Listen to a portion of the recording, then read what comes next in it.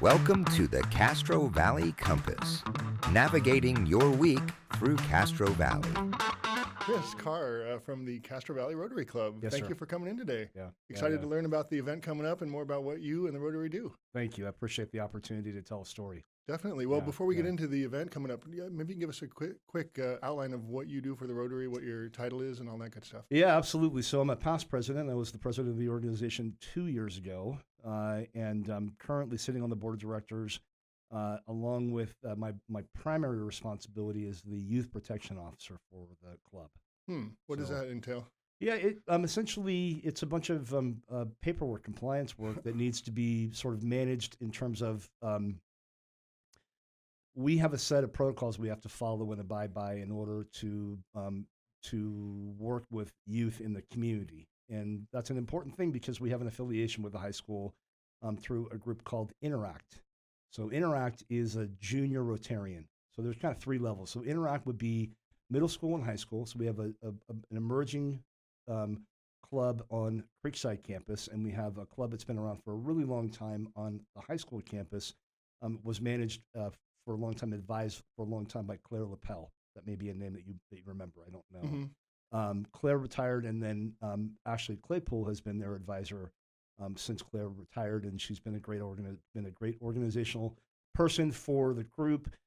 She has done a phenomenal job of wrangling the kids. They do a couple of really big events, one of which is called Trick or Canning. Trick or Canning is something they do on Halloween each year Okay. up in Palomares and the Columbia neighborhoods. Yep. And so we split up. We have two groups that go around. They collect candy for themselves, but also canned goods from the community members. And then they come and stack and pack those and put them into bags and barrels for Alameda County Food Bank. And so they've been doing this for many, many years. It's been going on for a very long time. Last year, I think they brought about 3,000 pounds worth of food to the food bank. Wow. Yeah. That's So, pretty cool. yeah. And it's all self-organized. These kids are super dynamic. Dan Willits, who is a co-conspirator, if you will, was the president of the club last year. I was hoping he was going to be able to join us today. Unfortunately, the weather is terrible. Yeah. But that being said, Dan and I have kind of divided and conquered. He's managed one side of the Palomar side. I've managed the Columbine side with my wife, Robin, and the Columbia side, rather. And it's just been a really amazing event to be a part of. And so my job as going back to kind of the youth protection officer is to make sure anybody in the Rotary Club of Castro Valley who wants to participate in these types of events has been trained and has been given appropriate instructions on how to interact with youth in the community. Similar to being vetted for Megan's Law, Right. what the high school does. It's just a little deeper dive. It's about a 15 or 20-minute training that we give to the club members as part of their initiation. Mm-hmm. And then they're kind of free to do their thing. And if they want to get further involved in volunteer work, we have a little deeper dive in terms of that volunteer background check, if you will.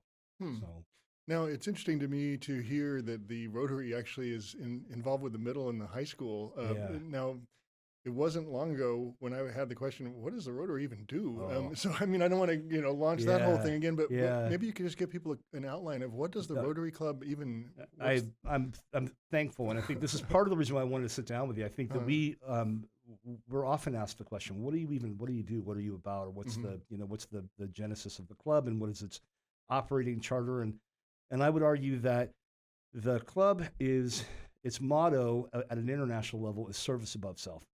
Right. So we have a 4-way test that goes something like this. It's of the things we think, say, and do. Is it the truth? Would be the first question.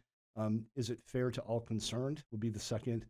Will it build goodwill and better friendships? Would be the third. And will it be beneficial for all concerned? So when you put things through that 4-way test, I think you'll find that you begin to see, hey, is this the right thing to do or not the right thing to do? And we're always looking to give back to the community. So Rotary Club of Castro Valley, as a member of the Rotary International Club, our charter is to give back to the community. We've been doing that for a number of years. So, for example, we give about $12,000 a year in college scholarships away to Castro Valley High School students. Wow. And that's been going on for about 10 years. So we're approaching about 120 to maybe $150,000 worth of college scholarships that have been given away over the last 10 years or so. And do you get money from doing fundraisers, or how does Yeah, that all work out? yeah. So great question. So there were fundraisers for many years. So one of which was the chili cook-off, if you recall that we used to have out at Row Ranch Parade Grounds. Oh yeah. And for a variety of reasons, we no longer have that event. We have something else called Barbecue Axe and Brews, which is a fun event. It's a community-centric event. That event is chaired by Randy Vanderbilt. It's coming up here in May. It's the Friday before the rodeo starts. And it's an opportunity for us to bring community-based organizations out to Row Ranch Parade Grounds, the picnic grounds there, and allow them to tell their story while throwing axes and drinking beer and having a good time. What a combo. Yeah, it's really a fun thing. And so, that idea was really at the hands, the mastermind of Randy Vanderbilt, who is another fixture in the community. Oh yeah. And Randy saw there was an opportunity to fill that hole or void that was left by the chili cook-off, which was also part of how, we raised a lot of money over the years. That event was primarily started, and I may have this wrong, and I'm probably going to be corrected in social media for it, but that event was started to sponsor and support the cost around the parade. And so a couple of years ago, the Rotary Club made a decision to step back from the parade because of the volunteer effort required, and we were having a hard time fostering enough hands to make the event work. And so the club made a decision to point its efforts elsewhere. One of those things is our Barbecue Axe event. The other ones that you may have some visibility to would be what was known as the Restaurant Walk, which was rebranded this last year as Taste of Castro Valley. And that was an extremely well-attended, well-run event. And by the way, would not have been able to have been possible without the help of the Interact Club.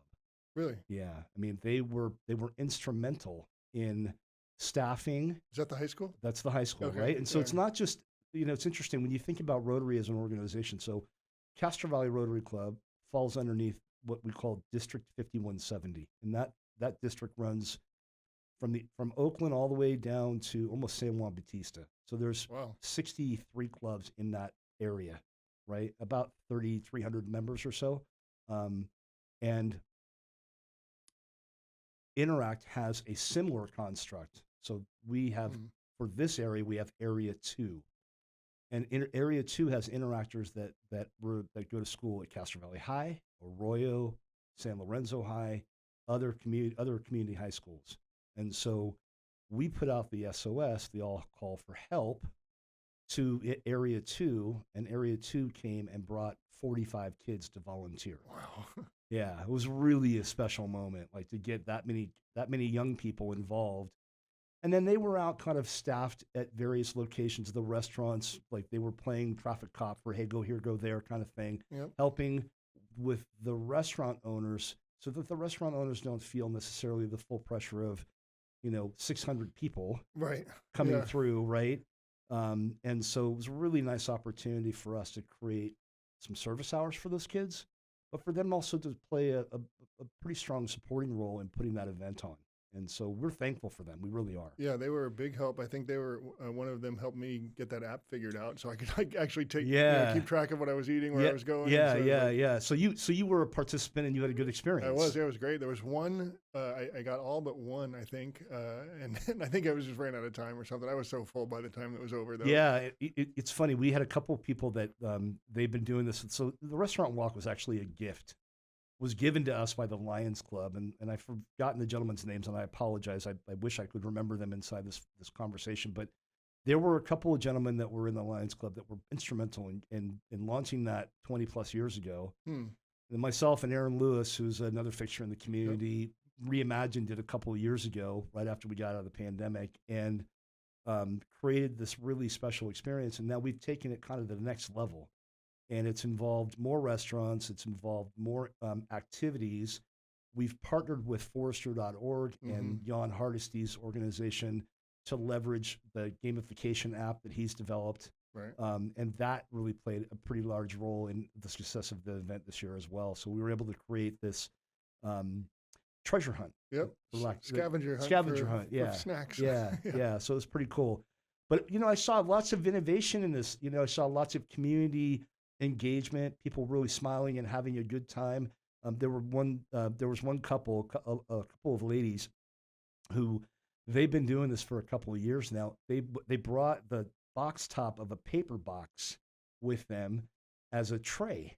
Huh. So that they could carry more items That's smart. I was like, we might do that next year. Brand it, it's like here's your box tray. Yeah, Huh. So it's really kind of cool to see the community show up in the way that it does. And so back to the power of Rotary in Castro Valley and the club and the work that the club does. We talked a bit about the college scholarship stuff, but there's other things as well. Like we've been giving community grants away. So we have a grant period coming up here at the end of March. I think the applications have to be in by March 15th. We do 2 grant periods, one in March and one in September. And any community organization can come towards us and ask for money for projects they're working on. So we've sponsored the Robotics Club. We've done stuff with the Women's Club. We've done stuff with Forester and greenification and beautification of different areas around Castro Valley. If you can imagine it and it makes sense for us to participate in it, we want to be a participant. Like we've given money to First Press for their Sunday morning breakfast. And this is where I really wish that Dan was here because he played a large role in reviewing grant applications for a number of years. We've probably given away, I would say, in excess of $60,000 over the last 10 years. So for all kinds of good work in this community. And so that's the grant stuff. But then we also do things like we supply backpacks to underserved at the beginning of the school year. So we get together at LDS up on Seven Hills Road in August. And the kids from the program there come in and help assemble backpacks filled with markers and pencils and crayons and scissors and paper and folders and all kinds of goodies so that those kids that could benefit from, a backpack stuffed full of goodies can go and grab one without any questions asked. That's so cool. So there's that. We about 4 or 5 times a year, we pay for the seniors to eat at either Hayward Senior Center or recently reopened Ken Aiken's Castro Valley Senior Center here in Castro Valley.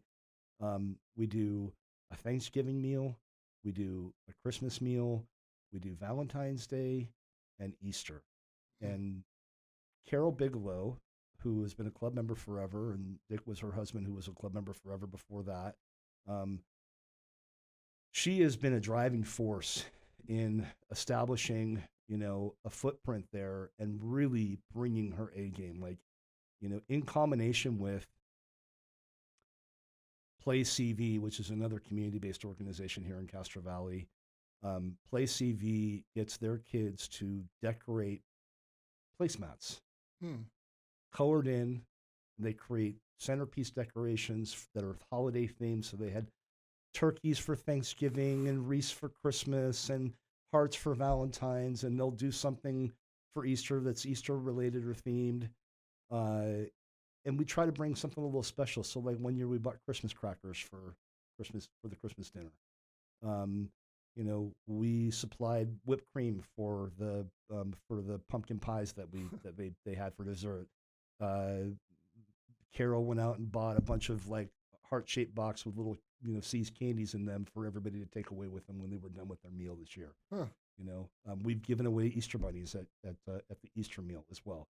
And we partner with Spectrum, which again, another community-based organization that they're the ones that really do the heavy lifting around feeding the community. They cover quite a bit of the expense associated with the seniors' meals. The seniors are expected, I think, to pay a pittance. I think it might be $4 or $5 when they register and sign up.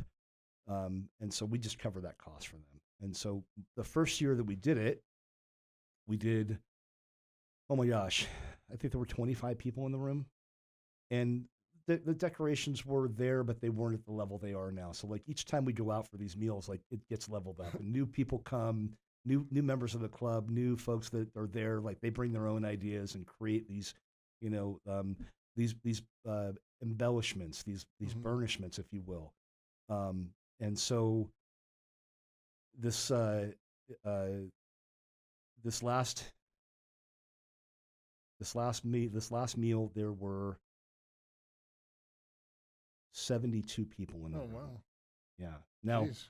the room at the senior center in Hayward, the occupancy stated on the door is, I think, 100 and something.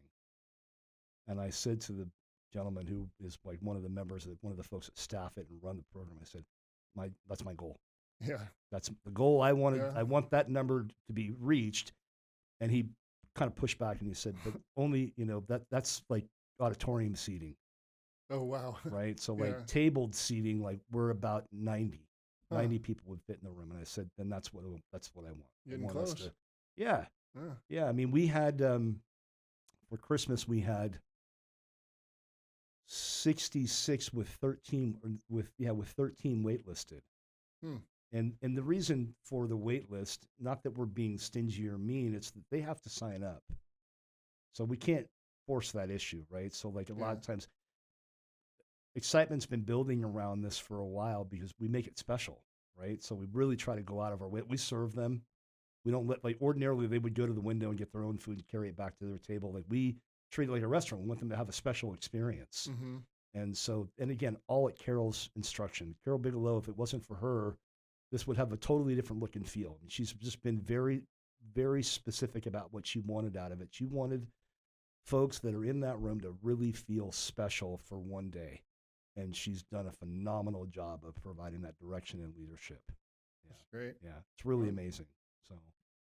Cool. Well, tell me a little bit about what you got coming up here. We've got the whiskey tasting. Yeah. So, I bought my paraphernalia back there, my accoutrements, if you will. Sure. We have an event coming up here in about 10 days.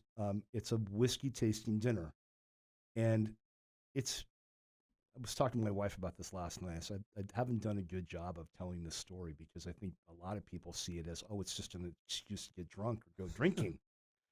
And I'll be honest with you, like it's a whiskey tasting dinner. So yes, we're going to drink some whiskey. There's no two ways about that. But we're also going to eat some really good food. And we're going to raise some money for a really good cause. We've talked a bit about the good work that Castro Valley Rotary does in the community through the grants programs and through Restaurant Walk and through Barbecue Acts and the community developing a building that we do with that event. This event, the proceeds in part are going to go to providing some low voltage lighting for the Adobe Arts Center. Oh, wow. And the reason why we want to do this is because it's a community space that's used by many people. And we've done events out there and noticed that, when it's darker, it's really hard to navigate. And, many of our members are older. And so, if you have this community of people that want to do events out there, and there's no shade being thrown here. Sorry, that was a terrible pun. Craig Semmelmeyer would be thrilled by that. Yes. But we're not calling them out. It's just, it doesn't exist. And so we see an opportunity for the club to add something, to add some value. And I think that space could be dynamic. I think it could be a really incredible community meeting space where we could do some really exciting things if we could update it, if we could improve a few things here. And we have to start small. I mean, the rules around, because it's a school-owned property, the rules around any of the improvements that would be made are really specific and very strict. And so I don't know enough about any of that stuff to be able to speak intelligently about it. The way I look at it is sort of like if you want to make some changes, it's almost like inviting the Queen for a visit. There's protocol. Right. And if you don't do it correctly, then she won't come for a visit. Right. Right. So it's kind of the same idea. And so my job is to raise awareness around that what we're trying to do, which is raise money to help improve that space, light it, put some more money in the club's pocket so that it can continue to do the good work that it does in the community around community building, around being a support structure for underserved, whether it be kids or seniors, to do good work around helping other organizations with the work that they do. Again, folks like the engineering club or the robotics club at the high school, the folks with Forrester, et cetera, in the community that are doing really good work that could benefit from a couple bucks in their pocket, and it's not a free for all. Like, we want to see that you're actually doing something with the money, and we want you to bring your own skin to the game as well. Like, if we're going to put some money in the middle, we're going to expect you to do the same thing. Right. And so, back to the whiskey tasting event, it's an opportunity for us to create community. It's an opportunity for us to raise some bucks. I was talking with my wife this morning. Be sure you talk a little bit about the silent and the live auction. Okay. And I said, great. Glad that you remind me of that, because I'll get lost in the sauce. As part of the event, in addition to some really good food being prepared by Theron and Yetta Brown of Honey Brown's Catering here, another local organization. The event is also being supported by our good friends at the Breakfast Club at Midtown. So Yota Toptelis is one of the owners of that location. She gets what we're up to, and that she's been able to see the vision and open her doors to us in the evening after the restaurants close so that we can host this event has been a gift. So that's where the event will be. The event will be at the Breakfast Club downtown. Second year. And what is the date again? The 28th of February from February 6 p.m. to 9 p.m. Yeah. Okay. And like all good things, we also, we'll go back to real quick the auction items. So we have a couple of really interesting special auction items that we're offering live. One of which is a day on the bay on a private sailboat during Fleet Week. Oh, wow. That would be cool. Catered meal that will be catered by Honey Brown's. We also have a club prospect who has generously donated some Raiders tickets for an in-division game, a home game, so that's in Las Vegas. Yeah. And we have figured out a way to offer 2 nights accommodations plus airfare. Wow. Yeah, so that's kind of a big deal for 2, so that's a big deal. And then we've got our date night Castro Valley package, which is gift cards from the Breakfast Club, from Canyons Barbecue, from Nick the Greek. We're trying to get a couple of rounds of golf from Golfland. Our partners, the Arts Foundation, have generously offered season tickets to their upcoming season. And we're working on a few other embellishments there that should really make that special. So those are not just like one-off items. It sounds like that's sort of an experience, so to speak. There are, and so not only that, but we have a club member who's generously donated his timeshare in Tahoe for a week-long vacation as well. So that is a 2-bedroom, right on the water.